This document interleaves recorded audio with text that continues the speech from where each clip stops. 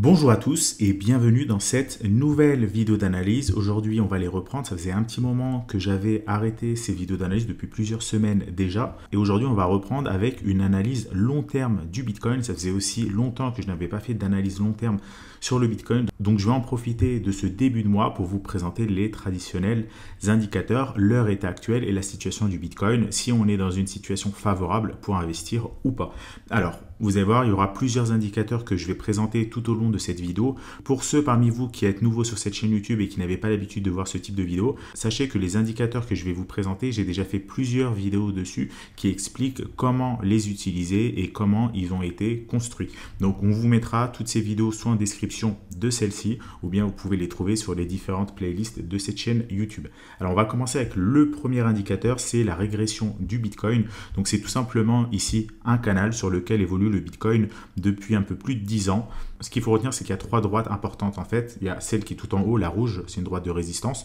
Le Bitcoin, vous le voyez historiquement, a buté dessus à 3 reprises. On a la droite de support tout en bas, c'est la droite en vert. Donc pareil, le Bitcoin historiquement s'est servi de support dessus pour rebondir. Et enfin, on a la droite du milieu qui est la droite blanche, qui est, on va dire, la juste valeur, la valeur équitable du prix du Bitcoin, la fair value en anglais.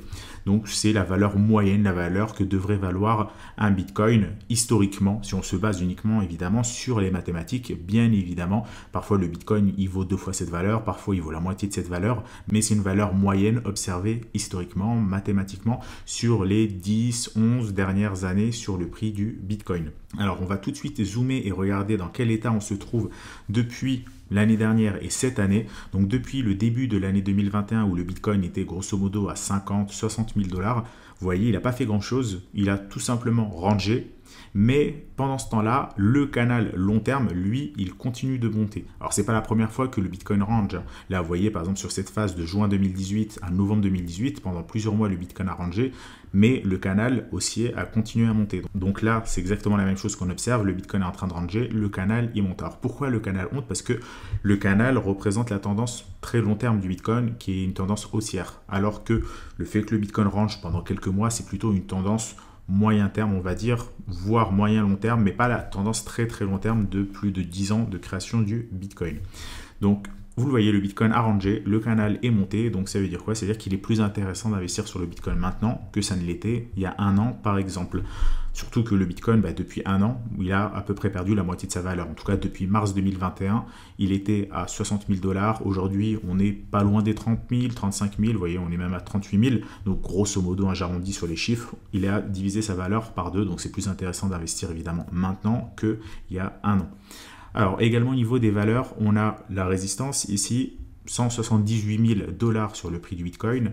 Le bottom, 30 000 dollars, j'arrondis encore une fois, et la juste valeur du Bitcoin, c'est 74 000 dollars. C'est-à-dire qu'actuellement, le Bitcoin, il vaut 2 fois moins que ce qu'il devrait valoir selon, encore une fois, une base mathématique et historique qui est calculée évidemment sur le passé. Mais il vaut 2 fois moins cher que sa juste valeur. Si on dézoome un petit peu, on voit que sa juste valeur, parfois, lors des phases de bulle, il la dépasse, comme par exemple ici en 2011, puis il la réintègre et on va chercher beaucoup plus bas. Pareil sur cette phase de bulle en 2013, on dépasse très largement la droite blanche pour redescendre. Et également ici, en 2017, on est allé beaucoup plus haut et ensuite on est redescendu. Donc c'est comme ça qu'il faut interpréter cet indicateur, c'est plutôt pour vous donner un sentiment de si le Bitcoin est surévalué ou pas par rapport à sa moyenne historique. Donc là, on voit qu'on est à la moitié de sa moyenne, donc on est clairement sous-évalué. Si le Bitcoin aujourd'hui était à 150 000 dollars, bon là on aurait été bien évidemment surévalué parce qu'on aurait été à 2 fois sa moyenne historique. Donc le Bitcoin, on l'a dit, il est sous-évalué. On a une valeur équitable à 74 000 dollars. Le Bitcoin vaut 38 000 dollars, donc grosso modo la moitié. On a un support ici qui se situe à 21% en dessous. Donc vous voyez qu'on est vraiment pas loin d'aller chercher le niveau le plus bas de cet indicateur sur le prix du Bitcoin, cette droite vers ici. On est déjà parti la chercher à nombreuses reprises et on a fait une excursion très rapide pendant la crise Covid ici en mars 2020 où on l'a réintégré aussitôt et ensuite le Bitcoin a pumpé. Donc là, le support est à 21% en dessous et la résistance 178 000 dollars et à 364% au-dessus, donc ce qui nous donne un excellent risk reward sur le Bitcoin de 18. C'est-à-dire que si on achète maintenant et que le Bitcoin descend, il peut perdre 20%. S'il monte, qui cherche son top, il prend 364%. Alors bien évidemment, ça reste un indicateur basé sur l'historique. Le Bitcoin peut très bien potentiellement aller chercher le niveau des 25 000, voire des 20 000 $. Tout comme s'il monte, il peut aller chercher les 200 000, 300 000. Mais c'est un indicateur basé sur le passé qui pour l'instant a évidemment très très bien fonctionné. Et qui nous donne surtout, comme je vous l'ai dit, un sentiment de savoir si on est surévalué ou pas. Et actuellement, on voit très bien qu'on est sous-évalué. On a un excellent ratio risk-reward sur le Bitcoin. Regardez, si on dézoome, la marge d'amplitude à la baisse est extrêmement faible, surtout qu'on est sur une très très forte zone de support. Donc voilà par rapport à ce premier indicateur. On a un deuxième indicateur qu'on voit en bas, c'est la moyenne mobile 200, la courbe mauve ici, qui a également servi historiquement de support au prix du Bitcoin. Alors je vais l'isoler. Et là, on voit très bien que plusieurs fois, le prix du Bitcoin a rebondi en unité de temps weekly sur cette moyenne mobile 200. Si le prix s'en rapproche fortement, la courbe devient verte. Si le prix est très éloigné, la courbe devient orange, voire rouge, c'est-à-dire qu'il faut revendre. Donc là, vous le voyez, la courbe était verte en 2015, en 2018, en 2020. Actuellement, elle est encore blanche. Clairement, on voit pourquoi, c'est parce que le prix du Bitcoin, il est quand même assez éloigné de la moyenne mobile 200. Donc si le prix du Bitcoin perd environ 20%, on se retrouve sur le support du canal de régression que je vous ai présenté avant, donc c'est un très très bon niveau d'achat. Et si vraiment il y a un scénario catastrophe, on va dire, comme on a eu ici par exemple avec le crack Covid où le Bitcoin a rebondi quasi parfaitement sur la moyenne mobile 200, ou bien ici sur ce crack là en novembre 2018, et bien là on serait sur des niveaux aux alentours des 22 000 $, 23 000 $ si le Bitcoin va vraiment chercher très très bas. Et là évidemment c'est un excellent point d'achat, mais ça ne veut pas forcément dire qu'on ira le chercher. Donc voilà pour les deux zones long terme. La première zone long terme, c'est elle où on est actuellement, finalement aux alentours des 35 000 $, là où le Bitcoin oscille depuis quelques mois. C'est un très bon niveau d'achat. Et en dessous, on n'a rien d'autre avant d'aller atteindre le niveau ici de la moyenne mobile 200 vers les 23 000 $. Donc voilà pour ces deux premiers indicateurs. On peut également aller voir le PI indicateur, le PI indicateur. Pareil, je vous ai déjà fait une vidéo là-dessus, donc je vous invite à aller la regarder sur YouTube. Cet indicateur, il nous donne en gros deux choses. À quel moment on atteint le top et si on est sur des niveaux de forte baisse ou pas. Donc là, on va uniquement nous intéresser au niveau de forte baisse. Le niveau de top de marché, évidemment, là, on en est très très loin, donc ça sert à rien d'en parler aujourd'hui. Alors vous le voyez, à chaque fois que le Bitcoin corrige fortement, on a la courbe blanche et la courbe verte qui s'éloignent et qui nous donnent vraiment ici un fond en vert très très large. On a eu ça en 2012, on a eu ça également en 2015, vous voyez, ça s'éloigne de plus en plus et là, on a vraiment un très bel écart. Également ici en 2019, ici un petit peu moins en 2020 et on le voit ici à nouveau en 2022. Donc lorsqu'on se base sur le PI indicateur, on voit, alors ça reste que des moyennes mobiles bien évidemment, mais on voit quand même que le Bitcoin, il est en train de clairement purger par rapport à son attache. Ce qui n'était pas forcément le cas. Ici par exemple, si on se met sur novembre 2021, il y a quelques mois, on voit que les deux courbes étaient plutôt orientées à la hausse.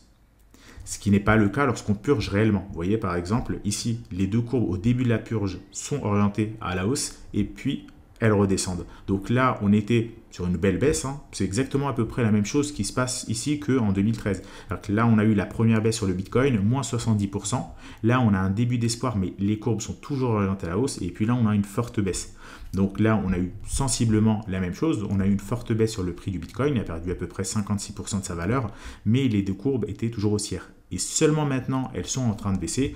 Donc, on est potentiellement sur des niveaux évidemment très très bas, comme on l'a été ici en mai 2015, ou même ici en novembre, décembre 2018, ou même ici en mai 2020.